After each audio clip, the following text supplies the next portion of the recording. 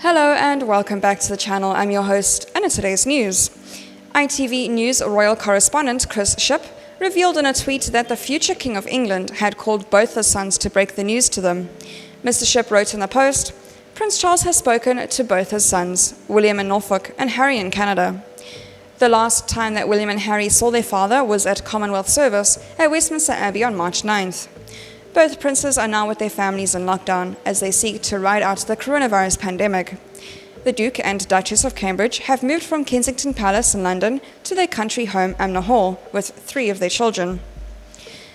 Meanwhile, Harry and Meghan are safely installed in their home on Vancouver Island alongside their baby son Archie. On Wednesday, Clarence House revealed that the Duke of Cornwall had tested positive for COVID-19 and was self-isolating along with the Duchess of Cornwall, who tested negative for the virus. A spokesman for the prince said that he was displaying mild symptoms, but otherwise remains in good health.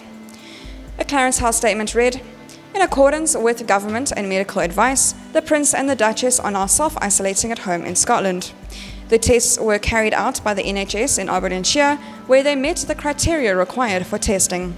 It is not possible to ascertain from whom the prince caught the virus, owing to the high number of engagements he carried out in public role during recent weeks." Staff at Stafford Charles Scottish Estate of Brickell in Aberdeenshire on the Queen's Balmoral estate are now self-isolating in their own homes. Charles also held in-person meetings with employees from the Duchy of Cornwall and Highgrove Estate over the last few days, and attendees have been warned about his condition. Despite his diagnosis for the lethal virus, the Prince of Wales is said to be up and about and working, as well as being in good spirits. This is thought that Charles and Camilla will now remain in Scotland for at least a couple of weeks, while he recovers from his symptoms. A spokesman for Prime Minister Boris Johnson said he had been informed about the prince's positive test result on Tuesday morning, and he wished him a speedy recovery. The spokesman added the PM's weekly audience with the Queen was now taking place by telephone. News of Charles's infection was not greeted by sympathy from everyone. Many people were angry that Charles had travelled to Scotland and flouted strict government rules on avoiding all unnecessary travel. In particular, the heir to the throne was accused of helping to spread the deadly coronavirus.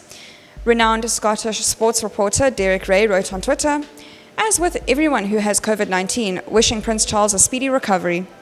But it's perfectly legitimate to question why he and his advisors thought it was reckless to decamp to Balmoral in the past weekend, at the time when Scottish government advice or common sense said otherwise."